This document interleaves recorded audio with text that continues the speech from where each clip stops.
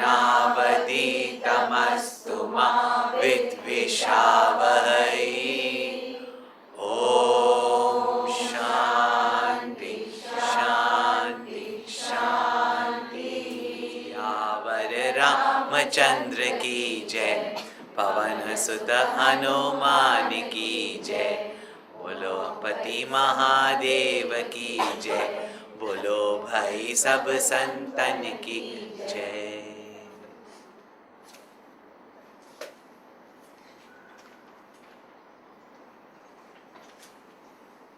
The popularity of Sri Hanuman Chalisa is well known to everyone. Probably there is no hymn or prayer that is as popular throughout our country and around the world like Hanuman Chalisa. Its power, almost magical, mystical power, those who chant, they know the power of it. That somehow there is some mystical power in it. That jo yah padhe Hanuman Chalisa, hoye siddhi sakhi gauri sa. It seems Shivji himself has given the blessings that who merely reads Hanuman Chalisa, merely reads, that's all, they can attain whatever they desire. Even the highest attainment, that is self-enlightenment, realization, devotion, all these things also can be attained. And those who chant it, they know the power of it. Isn't it? There's some magical power that cannot be explained by logic. It cannot be explained by so-called science. Those who know it, they experience it. Is it not?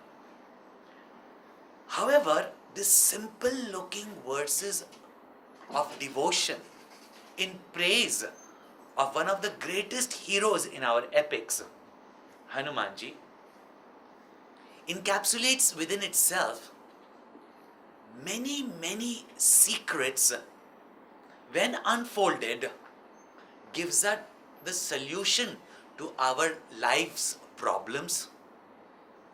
It gives us all the tips for our success in life. At the same time, it's one of the texts in which very secretly is expounded how do we conquer our destiny. Sometimes we wonder that why such a one of the greatest exalted personalities in our epics is a monkey.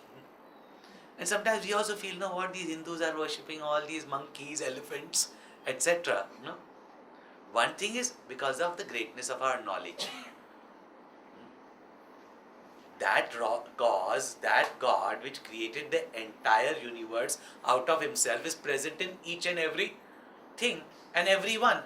And that's why we Hindus worship everybody in nature. Nobody is condemned because everything is from God, everything is divine. Yet everything does not become worshipable. Yeah? Nobody worships a Ravan. Even in Ravan, Bhagwan only is there. There's a beautiful song, na Ravan apne hriday se काम निकाल दे तो राम तेज में बसते हैं, है ना?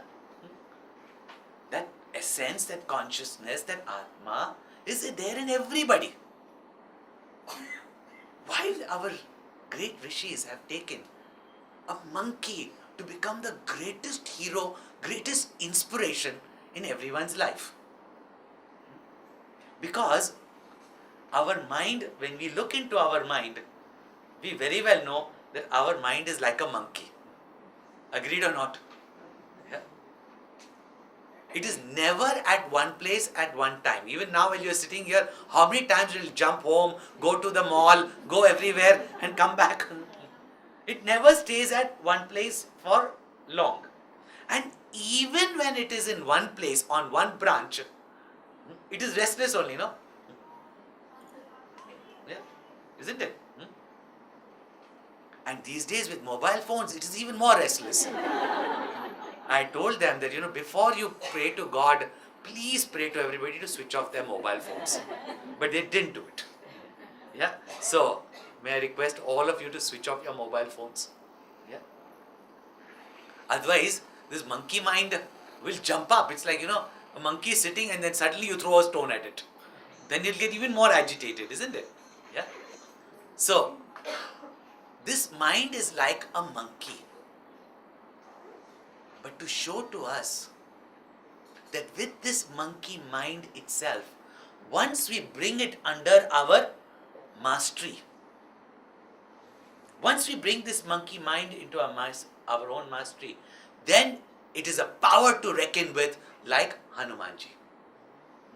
And therefore, a monkey itself is taken as the greatest symbol of achievement. Very often, mothers meet me, and now that I'm looking after the school also, many mothers will come and tell me, Swamiji, my child cannot concentrate, my child is very agitated, and these days with all the coke and chocolates that they eat, they are hyper children anyway. Yeah. So everybody says, my child is hyper. I said, good. That is one enemy conquered. Because thank God he's not a lazy, sluggish person. The fact that the child is agitated, restless, running about, picking here, doing this, doing that, shows that he's got energy, he's got dynamism. It only has to be channelized, isn't it? It only has to be channelized. So when our children are all agitated, restless, stubborn, and all these things, we should understand very clearly. It's a positive quality. It is not a negative quality. Same way, when somebody comes and tells me, Swamiji, my mind, you don't know my mind. I said, thank God you don't know my mind. You don't know my mind. My mind, meditation is impossible. It just runs everywhere, here, there, everywhere. I said, that's why I don't teach meditation the first time, Everybody wants to learn meditation first time. I said, don't teach. Don't worry. At the moment, don't try to meditate. At this moment, just give your mind a direction. That same child's stubbornness, when given a proper goal and a direction in life, becomes his determination, which is a positive quality. Stubbornness and determination, both are similar qualities, only direction is different, isn't it? A mischievous child, not misbehaving child. A mischievous child is a restless child. It only shows that he's got energy and dynamism, isn't it? If we channelize that energy and dynamism towards a positive and noble goal, these are the children who are not dull, they are the achievers. Same way, our mind is not to be suppressed. The fact that it is wild and runs everywhere, it's a good sign. All we have to do is channelize it, give it a direction. So even though born as a monkey, has reached such heights of recognition, name, fame, success, and valued, like Hanumanji, it shows if a monkey can achieve it, why can't human beings achieve it? Once I read in Reader's Digest something very beautiful. There's a very common statement, to err is human. To make mistake is human. To have faults is human. We make this statement, isn't it? Yet we call ourselves the crown of creation, don't we? Why don't we? And when we do some little good, we want the whole world to know it. We want to declare it. If it's not in page 3, at least somewhere in the corner in the newspaper it has to do that I did something this. Why don't we say to do good is human? What's the big deal about it? But we say to err is natural. We should say to be perfect is natural. It's all that we give the direction to our mind. All our scriptures, whether it's Bhagavad Gita, Upanishads, even the Ramayana, is basically making us understand who we are, what we have become right now, and what we can achieve. So they set for us great ideals, great heroes. Unless we get into are they real, are they false? Real or false what? You can become like Hanumanji. And more real than some historical figure. Now, when we look at our own mind, all of you are students of Vedanta attending the study groups. It's very easy for you to understand even if I use these terms. At this moment, whatever we are the product of our past vasanas. Product of our past vasanas. Now what are these vasanas? These are character traits that we have built action by action, thought by thought. No two people in this hall is identical, nor do we have the same likes and dislikes, nor do we act or react in the same manner. Is it not? Why is that? Because our mental texture is different. Even though our essence is the same, our mental texture is different.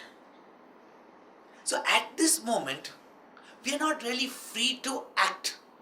Really speaking, we are only reacting. Somebody said something. You got angry. Have you a choice in being angry or you got angry? You're not free. Even in becoming angry, you're not free. Is it not? Yeah. To love, are we free? Unless you love me, I will not love you. Isn't it? Nowadays, even to smile, we are not free. Yeah? Because she didn't smile, I will not smile. Yeah? So she's looking ugly, why should you look ugly? But even that, we don't have a choice. Because again, our mental temperament. Why I'm explaining this so that when we go deeper into the topic of conquering our destiny, we have to know what makes our destiny. Very often, people think that destiny, this word destiny, fate, karma, prarabdha, we keep hearing so often. Even those who are studying in the study groups, Gurudev has made it very clear, even in self-unfoldment, art of man-making, these topics are made very, very clear. But still, because of so many notions we carry about these things, at this moment, it seems that everyone is a victim of their destiny. Some use the word luck also. Is it not?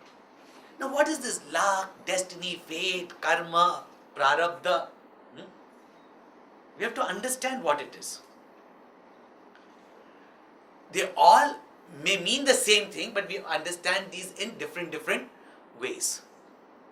So rather trying to clarify each words, let us see what our great rishis who understood the secret of life so clearly have explained to us how our life is. They have used the word karma, not destiny, not fate, not luck. In English, we have translated that as destiny. So we use the word destiny. They've used the word karma. Very beautifully they've used the word karma based on the law of action and reaction. See, Newton also recently, in a few hundred years ago, discovered that there is a law in nature that every action has got an equal reaction. Every action has got a reaction. So what goes out comes back to you at the same force. You hit a ball straight ahead and it comes straight back at you with the same force, living along the laws of friction, etc. It comes back to you at the same force. They applied this law not only to objects that are thrown, but to thoughts which are thrown, actions which are thrown out. So every action, every thought rebounds back to us as a reaction. So since it is the action only which becomes the reaction, the cause and effect is the same. Gold only has become the ornament. So ornament is also nothing but gold, isn't it? So when an action is sent out, it is called as karma. When the reaction comes at, it is your karma only, no? It is your action only. Even though in India nowadays we have learned to say karma only, that my karma means my luck. That's not the meaning of it. In Shadi ke time we also know husband has to take the wife's hand and put on his head. I said, Mera karma. Rightly so, you chose it. Now you think you're going to suffer, then suffer it. Yeah. Therefore, Aristotle said every man should marry in his life. After all, happiness is not everything in life.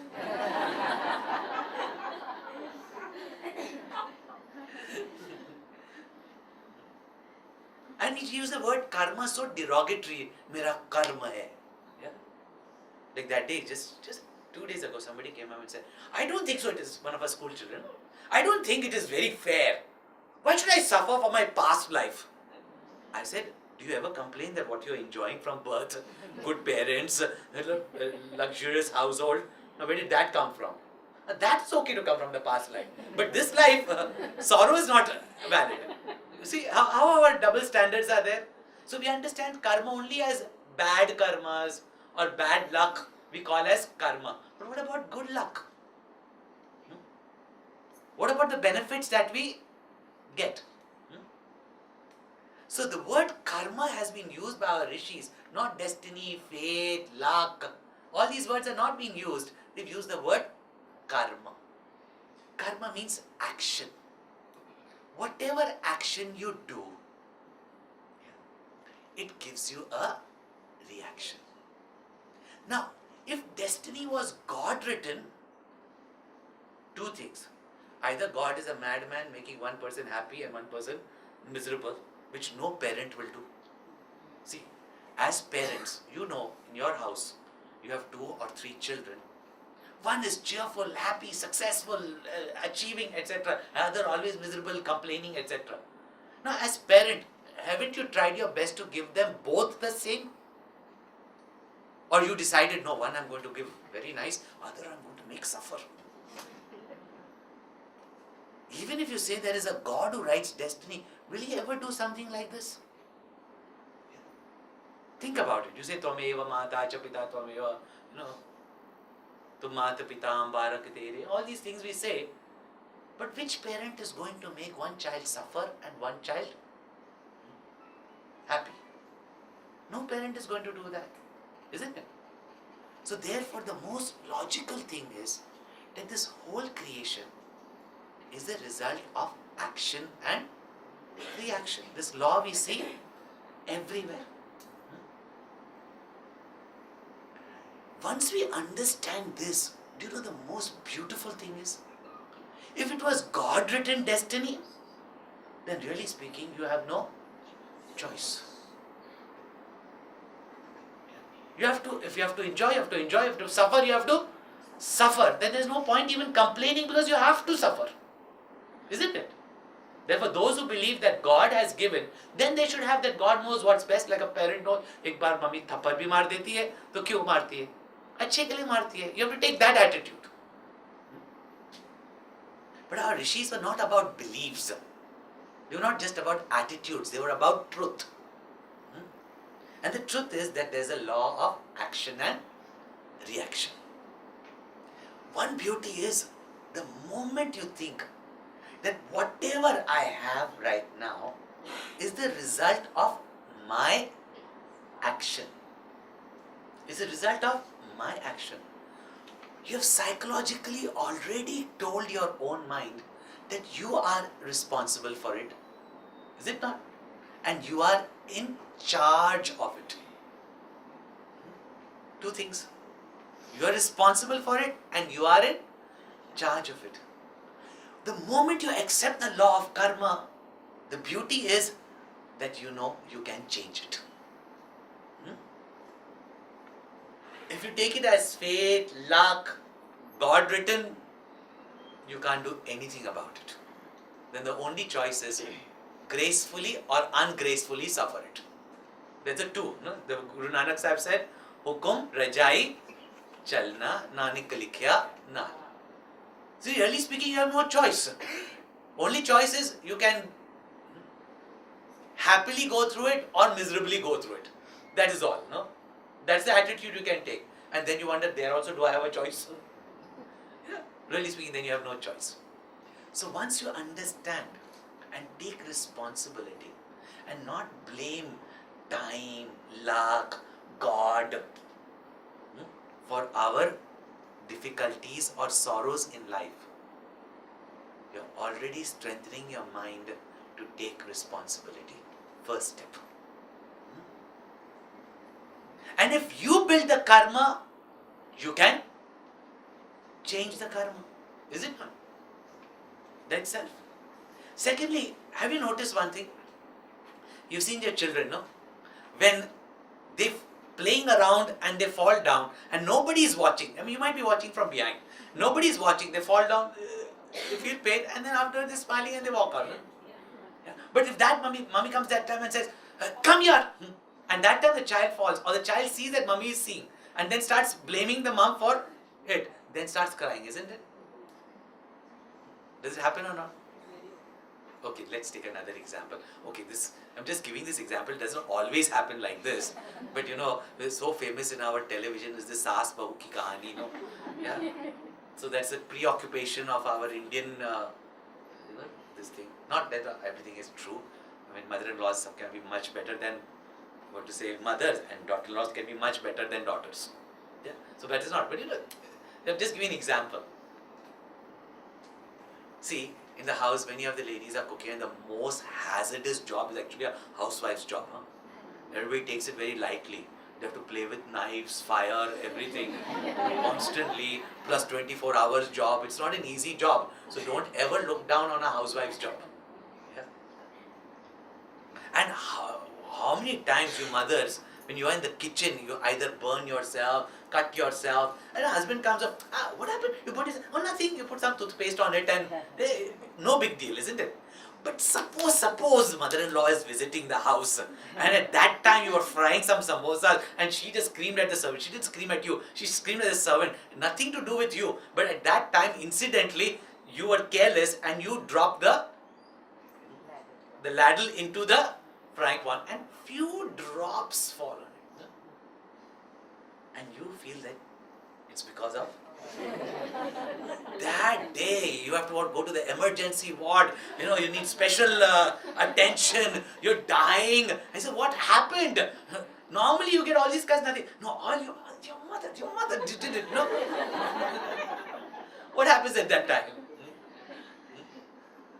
When we blame someone else for our sorrows, the moment you blame someone else for your sorrow also increases.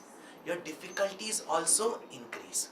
Plus you weaken your mind by saying you can't do anything about it. And the moment you think you can't, you will not. The moment you think I can do something about it, at least you will try. Is it not? See, this is the strength our rishis wanted, and therefore they discovered these laws of nature. To common man it is also said, Arey Bhagwan sab kuch karenge, bas vishwas rakho. But the intelligent lot are not going to accept that. They want facts, they want truth. Yeah. So no doubt, majority of the people in the world remain as victims of their destiny. But our Hindu culture was not based on that. It was about mastering your destiny. So, the result of our past actions, past can be a minute ago, and it can be lifetimes ago. After all, doer of the action is still alive. And why do we blame everything to past life? Many of the things we are suffering now is due to this life only. We think that what did I do wrong? Now, sometimes our action may not be bad, but it can be wrong. I'll give you another interesting example. Now, this example is coming to mind because I'm addressing all ladies here. I was sitting in one place and 3 ladies were sitting right after lunch. They sat back to just sit and chat. I visit that place very often. 2 of them were sister-in-laws. One was a common friend. The oldest amongst them, the Jethani, she was telling me, she said, Swamiji, now for the last few years you've been coming here. I don't know about others, but it's made a great difference in my life, she said. It's been a great difference in my life. Now I can see the change in myself. It's nice, it's self-evaluation. She was not boasting of anything, but I've seen a change in my life, A lot of change has come in my life. She said it. She was just trying to express how it has benefited her. Meanwhile, the other two ladies said, yes, Swamiji, this is true, she has changed a lot. Okay? Now you understand? Yeah? And I'm telling my mind, keep quiet, keep quiet, keep quiet. And they are going on and on, looking at her, really, truly enough, we know it, you've really changed a lot. And I'm saying, keep quiet, keep quiet, keep quiet. Yeah? And they're going on. And then the friend also adds it, Swamiji, you really don't know her, but she's really changed a lot. And she just got up angry, looked at these two ladies, and you two have not changed at all. And she walked out. Now these two ladies are looking at me with absolute innocent faces. What did they do to deserve that? They're just repeating what she said. They're repeating a matter of fact. They're trying to, their intention is to point out that yes, she has changed. But what is the implication? What a terrible woman she was before, isn't it? But when you are in the situation, you don't see it. Like, I'm looking at them, and afterwards they're looking at me innocently and saying, what did we do? It took me an hour to explain to them what did they do. Now, very often, we do not know what our actions are. We may have done it innocently, but the law of action does not see innocence. A child also puts the hand in the fire. Fire knows only to burn. Fire is not burning a child. Fire just burns. Is it not? Once we understand this and take responsibility that whatever I am experiencing today in my life, it's the result of my past actions. It was created by me only. One, if I don't blame others, I have got a greater capacity to bear it. Second is, I've given my mind a sense of responsibility, and therefore I can change it.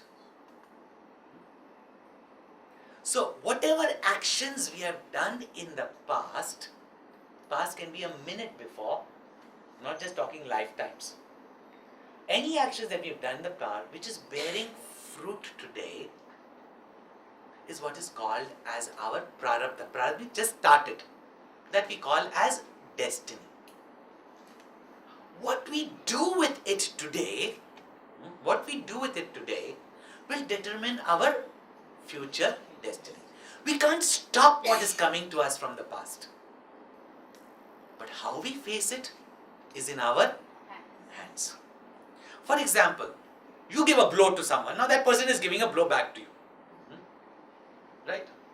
You can give your nose and get hurt, or you can give your side and get less hurt. But the blow is coming. Is it not? It is coming. So what do we do with it? Suppose I came here today and I insulted all of you and went away. Next time when I come back to Kafparit or Pedder Road, what am I going to receive? Maybe I've forgotten 10 years ago or something like that. But what am I going to receive? Now when I see you frowning at me and then I frown back at you, what did I do to frown back? I'm also going to frown back at you. It only makes the situation worse. But if I think, why is this person bad to me? I met this person 10 years ago. Okay, Lila, whatever I respond or I find out and I say sorry, it makes a change. So what is coming to us from the past, we cannot stop. What we do with it will determine our future. Now, some of us have come with, say, even success in the world. When you come in a luxurious family, successful family, your opportunities are anyway better. But there also we find people are born with a silver spoon or golden spoon in the mouth. And yet, how do they destroy everything? Is it not? And there are people from the streets, they have risen to such heights of success. So whatever we may be born with, This secret is so beautifully pointed out in Hanuman Chalisa. It says, Hath Vajra or Dwaja Biraje Kande Muj Janeu Saje. Now what meaning of it is so simple. In Hanumanji's hand is Vajra and Dwaja, flag. The thunderbolt and the flag. And he is wearing a Janeu. Very nicely said, he is wearing a Janeu. Now this is like a description of Hanumanji. What is the big deal in that? We just chant and we say, okay, we go ahead.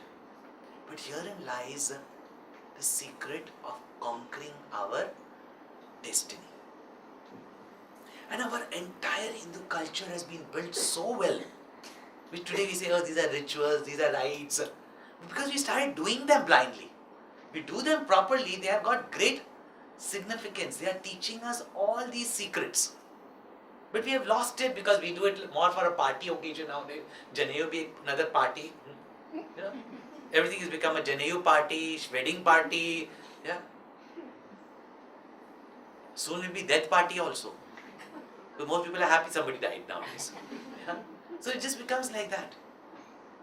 Now, how many times we chant Hanuman Chalisa? But have you ever thought, have you seen any picture of Hanumanji with Indra's thunderbolt or like a politician carrying a flag? Have you ever seen? Nobody has seen, no? Not in any picture, in spite of Tulsidaji describing it, Janeu, yes. But nothing else of that sort, no? See, these are secret verses for us to meditate upon. Because the secret of conquering your destiny is in that one chopai. By saying Hath Vajra or Dwaja Biraje, Hanumanji always carries a gada, not a Vajra. One way symbolic, he is carrying the fame of Bhagwan. He is carrying power in his hand. That might be one thing. But it is said that Hanumanji's palm. Now after this, don't ask me questions, Swamiji, can you read palms and all that? I think Sadhu Baba is only meant for that sometime. Thank God not Chinmaya Vision devotees. But according to astrology, there are certain marks in the hand. Most people will see this and say how many wives you got, how many husbands you got, and they will see this one line, this line they see and say, oh, a lot of money, you know, that they will, don't see my hands, okay? So, you know, they will kind of see those. But there are certain signs in the palm. They say Hath Vajra or Dwaja Biraje. Means there's a sign of Vajra and a sign of Dwaja, flag in his hands, because we don't see him. So Biraje, it is shining in his hand. This is to point out that Hanumanji is born with a destiny of power, which means leadership, and flag always represents fame. He's already born with that destiny. See, many people are born with a destiny to be successful, and they're successful. There is no present achievement. They've not enhanced their destiny. See, today when I speak to the corporate world, and these are already successful people, what am I going to talk about? Success, success, success. No. What spirituality teaches is from success to significance. There's a success which is happening today in India. Now the markets have fallen, but otherwise in the last 10 years for even a youngster to get a 10,000, 20,000 rupees job was easy. No? That is no achievement. Oh, I'm making 20,000 rupees a month and I'm very successful. That's no achievement.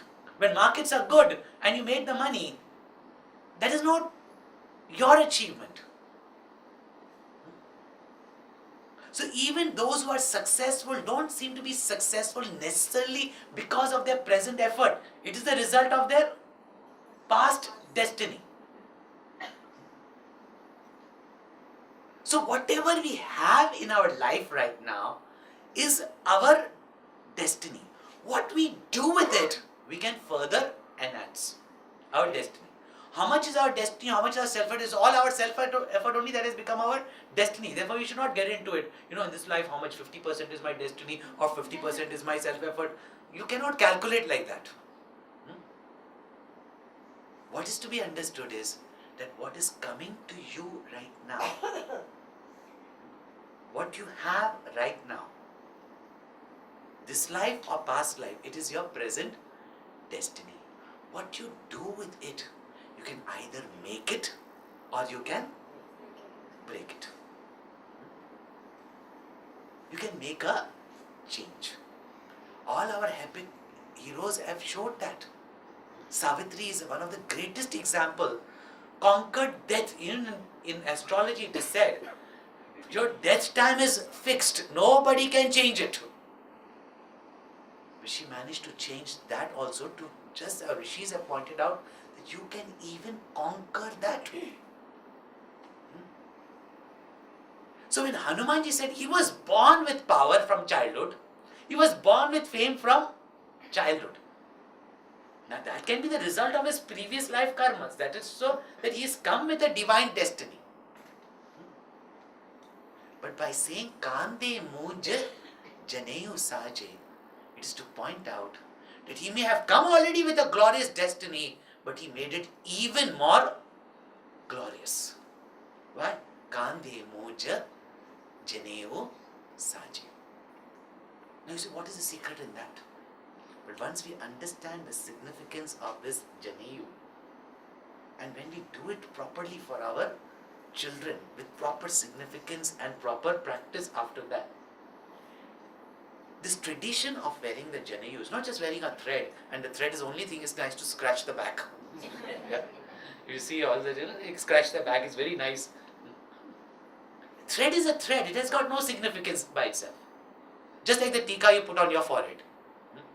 It can be a beauty spot, or it can be a sign that I am protected by my husband. Men, keep away. Yeah? Its significance, is it not? The thread is worn for a particular significance to constantly remind. Why do you put those rings on your husband so that wherever they go, remember? Yeah? And anybody tries to look at him also sees that, oh. Why? It's a significance. You put this to remind you. And what is it that we have to be reminded? These 3 strands of thread with the knot is giving us the complete secret of conquering our destiny. That's why I say, Kande Muj Janeyu Saje. What is the significance? When we wear this thread, when it is given, when the child is just mature enough to start his education. Nowadays we start at kindergartens too early, but proper education starts at the age of 6, 7. No? That's the time parents took their children to the Gurukula, to the Guru, teacher. Guru does not only spiritual, but to the school. See, English word school also has come from Kulla only, no? Kulla became Skula. Yeah? So they took them to the Gurukul, and there this thread was given to the child. Because what is education meant to be? Today we give our children education. The result is they become so arrogant that they don't want to stay with their parents, they defy their parents, they misbehave. After all, what is education meant for? When our Gurudev also started the school, not to add to another list of schools. He started schools like the international school, which are modern academic schools with all modern facilities, modern education, IB, all these things are there. But education is to give you the strength to face life situations and build your character in such a way that faced by any challenges in life, you come out as a hero. Everybody will not have the same capacity, but our parenting, schooling should help in that basically. Is it not? So by saying Kante Muja Janeyu Saje, when the parents took their children to the Gurukula, in olden times in fact it was all residential schools. At home they will get spoiled. Outside they will get a training. So they were taken to those residential schools. They're not like ordinary boarding schools. Right? They were taken to these residential schools. That time, before the child started his education, first three things was pointed out to him. That you've got three debts to pay back. You have received. When we talk about karma, that we have done it, see, whatever we may do with our action, that is the capital we put in. Yeah. But it is enriched with the blessings of how many people? Nothing we have really achieved on our own. First and foremost, if our family lineage was not successful, cultured, loving, we could not be what we are today. We take it for granted. We take our parents for granted. We take whatever our ancestors who we don't even know. Yeah? History we hear till God knows. Yeah? Who was the father of Aurangzeb?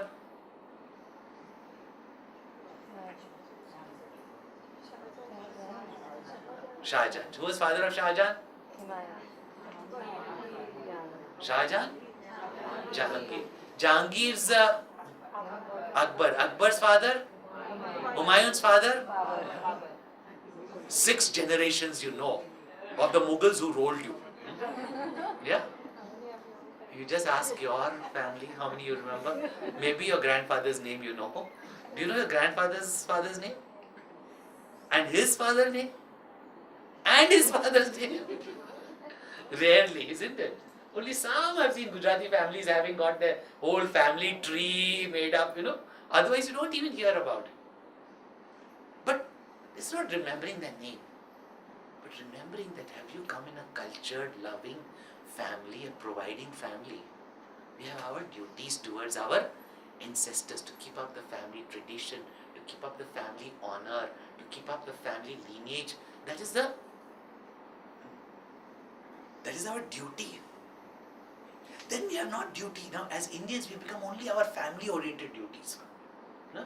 It is me and my family, that is duty. You ask anybody, I can't come there because I've got my duties. And what is the duty? I have to pick up children and leave children somewhere. That is also your duty. Then we have another duty. Today we are talking about it because we have seen the effects of it. This is called as Devarin. We have a debt to pay off to our ancestors by maintaining the family tradition, culture, religion, etc. of the family that has made us today what we are. Devarin. Now very often Devarin, what we think is, some puja, yajna, etc. Every yajna and puja is expressing our gratitude to all the elements of nature which are called as Devta. Pavana Devta, Vayu Devta, Varuna Devta. There are not so many gods. But we worship a God and abuse all these through which God is blessing us. That's why you say, see God in the wind, see God in the sun, see God in earth. Today, when we stop seeing that, look at what we've done to our rivers, look at what we have done to the earth, look at what we have done. This is called as Devarit. And I know even till our grandparents' time, my grandmother used to always go and put a little milk. Now with a little milk and little water and a little grains outside for the birds. But little, all of us do. The whole creation gets blessed. If every person goes and puts little milk and water, how many creatures get food? We just start thinking. Because we can do little only. But all our little put together becomes a lot. Is it not? This is what is called as yajna. Those who can do more can do more. But for those people, that is little only. Someone who's a multi-billionaire, if he gives a couple of millions, it is little only. And a person who earns only 1,000 rupees and gives 100 rupees, it's a lot. So really speaking, whatever we do for nature, we are doing little only, but our little put together becomes a lot. This is called as Devarin. And last but not the least, Rishiran. That we've got this culture, this religion, society. Today, I travel all around the world. I met so many cultures, so many races. But we have to be proud that today in India, we still have our loving parents. We take our parents for granted. go out, it seems the deadliest enemy are the parents.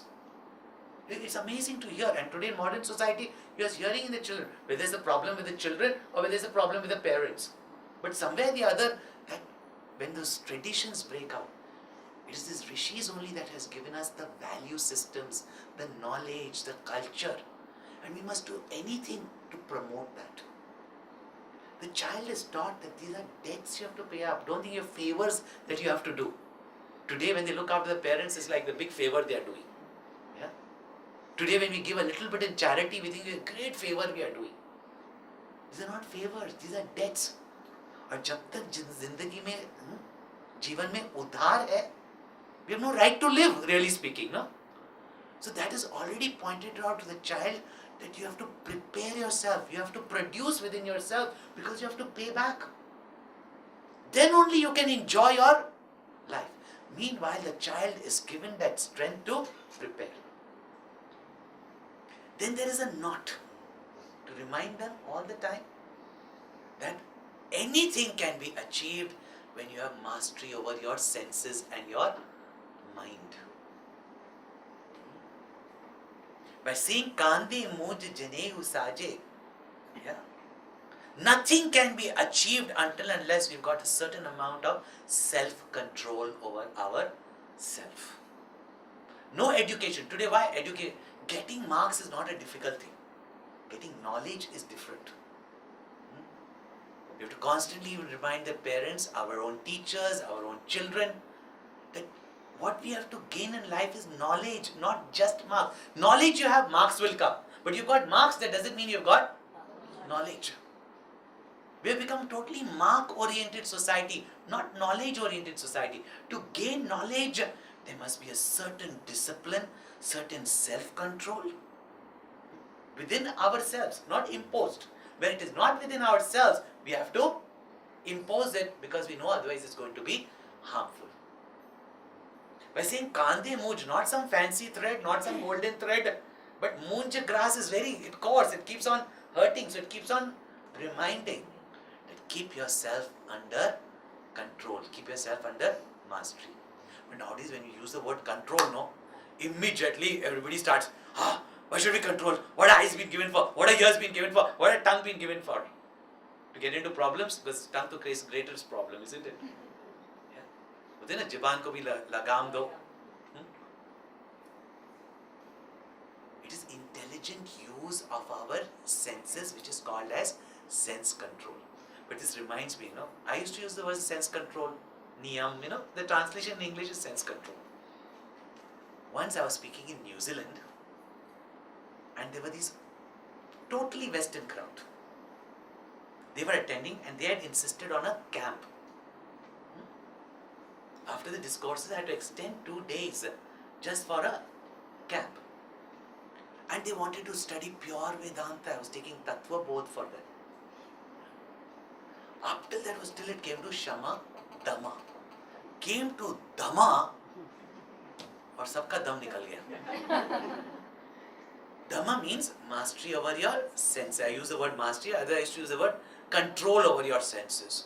And some of them were just going berserk because sense control is not there in Western culture.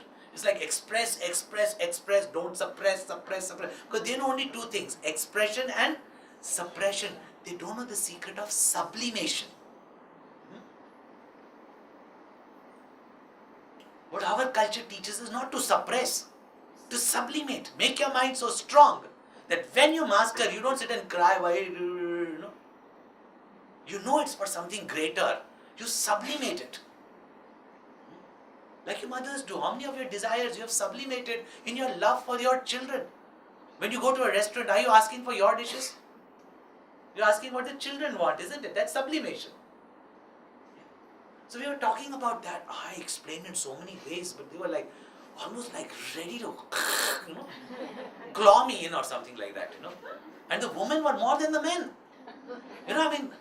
Upset about this whole thing. And I was trying to explain. Anyway, I just gave up. I explained logically. I'm not even explaining to you all sublimation, all that. But I explained elaborately what is sublimation, everything, logically. Give examples. Nothing was working. Next thing, I had a camp in Australia, and these were predominantly our own NRI children, Indian children, and again they've been brought up in Australia. And when we're talking on Vibhishan Gita, which also speaks about the chariot of success, even in success, one of the things pointed out is Dhamma. Yeah?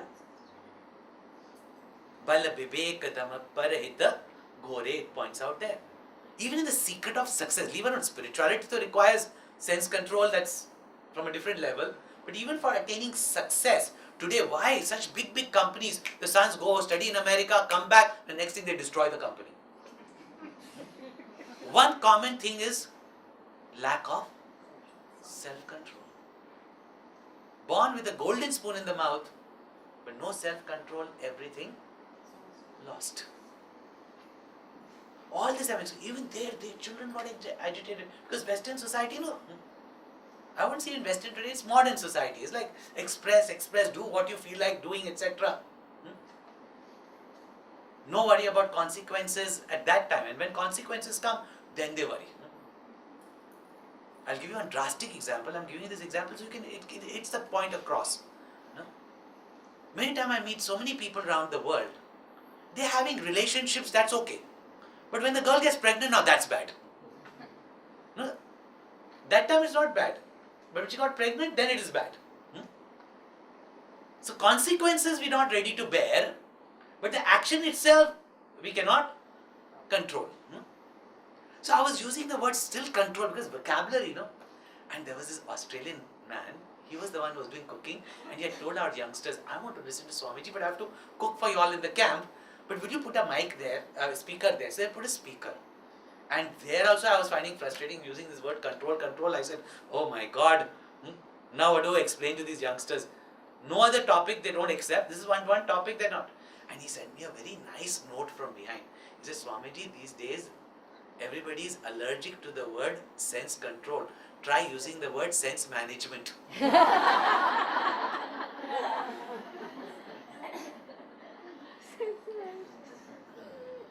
From that time I started using all management topics. Manage anger, not control anger. Manage anger, manage this. So that not points out that. See, Guru Nanak Sahib, many people have this belief that, Guru Nanak Sahib told the Sikhs, don't wear Janeyu. It's not right. He was a Hindu, born in a Hindu family. So naturally he was given the Janeyu. He only asked the question, what is the reason for wearing this? And Asa Diwali is given a beautiful meaning of what this Janeyu is. And that is what all this Janeyu stands for in our culture. Ahimsa, Satyam, Brahmacharya, these three is represented in the thread. If these three values are there, every child will become a brilliant child. He will. Every person will become. Brahmacharya means sense management. Doesn't mean only celibacy, but sense management. Yeah. Mastery over yourself, how we act and how we perceive things. Ahimsa, well-being of everybody. Yeah. And Satya means living up to our conviction. What we know is to be right, to live up to it. Not challenge others, not demand rights. But we know this is right. Then why are we not doing it? Honesty is not just in speaking, but living up to our conviction. That is called as Satyam. Guru Nanak Sahib says so beautifully, Daya ke soot se hai Brahman, Santosh ka daga, from Punjabi I have translated into Hindi. Yeah. From the cotton of compassion, make the thread of contentment. Give it the twist. The thread is twisted, double twist jeans and all that. The thread becomes strong. Give it the twist of honesty and tie it with a knot of sense management. Atma Sayam ki गांठ दे इस पे सत्य का दे ईट जो तोड़े से भी टूटे ना. To point out that what is building of your character, that nobody can break you in life. No life situations can break you. No destiny can break you. That is what is called as Janeyu. So already he was born with a great destiny. But to conquer your destiny, to enhance your destiny, and finally mitigate your destiny. Our Rishis have even pointed out, to rise above all karma, that requires a lot of strength of and the devotion. The single pointedness and the nobility of character. The self mastery of himself and the well being of others. All those qualities that we see in Hanumanji, from Sukshma Rupa Dhari, Siyahi Dikhava. In front of our parents, we are always children, however big and mighty we may be. And when it comes to burning down all our sensuality, that time we are very weak. Mummy ke samne, we can challenge because she's not going to do anything, is it not? So, Pikata Rupa Dhari, Lanka Jara. When it's to burn down our temptations and sensuality, Vikata Rupa Dhari, Lanka Jara. Bhima Rupa Dhari, Asura Sangare. And when it's ready to fight against all evil, negativity, corruption, terrible form he took at that time. And all this for what? Not to show off his strength, but Ramachandra ke Kaj Savari. And what is Ramachandraji's work? Rama Bhagat Hit Nar Tanudhari Sahi Sankat Kiye Sadhu Sukhari. Tulsidas ji has said that for what even Bhagwan leaves his Satchidananda nature, takes up a form, the infinite formless takes up a form and comes for what? Only for the well-being of the people. And those who are spreading that well-being to others. Very often we say, there's no motivation to live in life, there's no maja in life. But there's so much more to do in life. Is it not? If we take Hanumanji's example and we bring that in our life. So how do we conquer our destiny? It's shown in Hanumanji's character. Of course, that is very elaborate when I take my long discourses on Hanuman Chalisa, 7-8 days. I will be talking about it. But I'll conclude with a story and then tell you about Hanuman Chalisa itself. Just to point out to you what is conquering your destiny. How do you use your destiny intelligently? Some of you might have seen this because Gurudev used to give this beautiful example. You may have seen it in one of Gurudev's video, but it's a very, very, very interesting story. Magical story. See, there was once a very rich, famous man, and he was also a great astrologer. And when he was about to die, that time wealth was cattle, cows, goats, sheep, etc. That was the wealth of that time, real wealth, not this paper market wealth, which is really not there. Yeah, this is called real wealth, solid wealth. What you need in life comes from that. That was the wealth. Now, as a wise father, before he dies, he wanted to make a clear will, divide the property, that later on there should be no quarrels. Most people think they'll never die. And then afterwards they die and the children quarrel. Their death is not even remembered, So he divided everything properly. He called his youngest son and said, see, I'm a good astrologer. I see in your destiny there is only one cow. In your destiny there is only one cow. Therefore, even if I give you more, it is going to go away. So I don't want to waste it. And don't think that I'm being unfair on you, but that's how it's in your destiny. Whatever you have worked in the past, you're going to get that. So I will be giving you in the will one cow. Don't feel bad.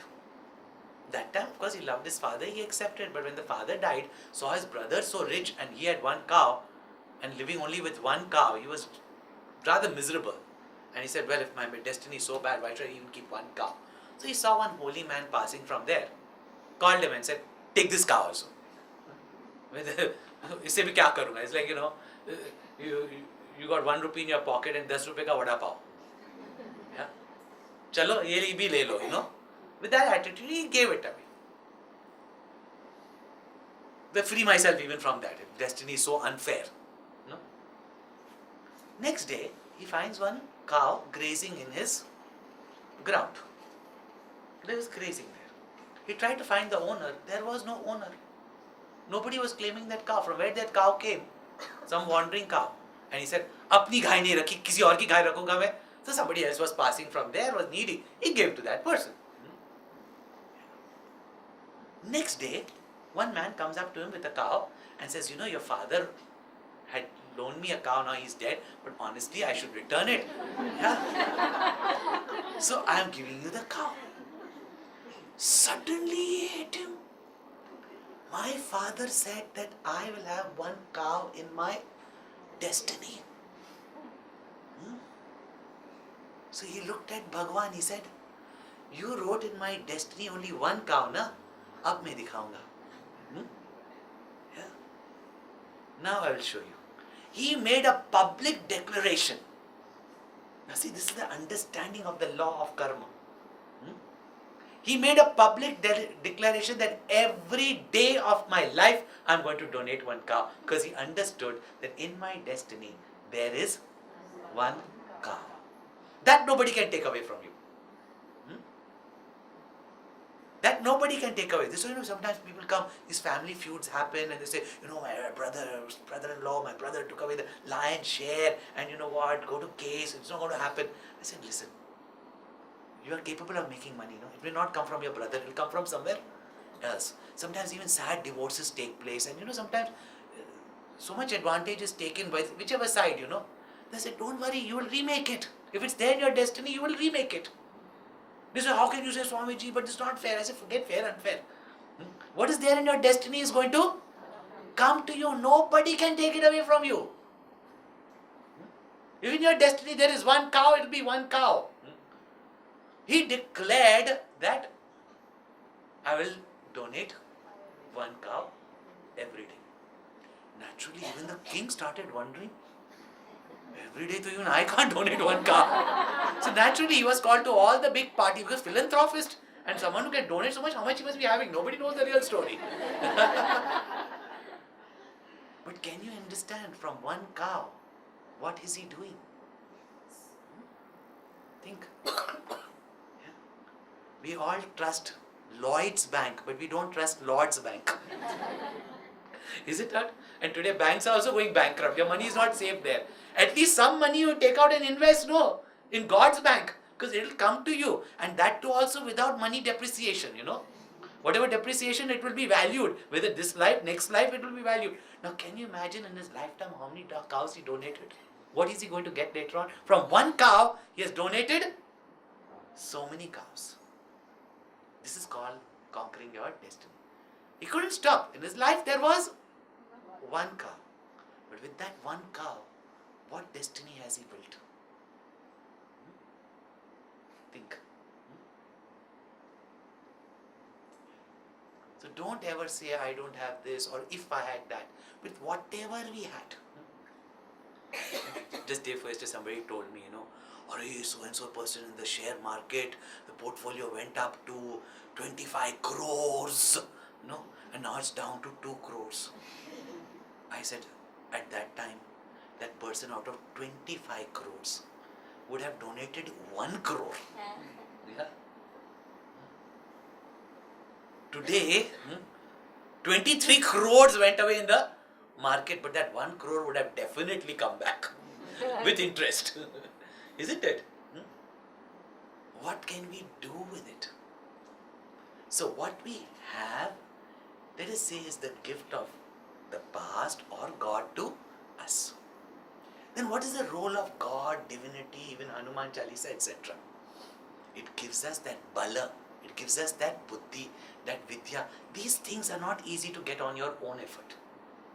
With that, with your own effort, you can achieve anything. Therefore, bala buddhi, vidya, dehu mohi. Certain things comes only with the grace of Lord. Even illness, you go to any doctor, but harau kalesa vikar. Nase roga hare sab pira. All the secrets are done also how you can do it. But sometimes we need divine help, and that is what we invoke. This is how we can conquer our destiny or enhance our destiny.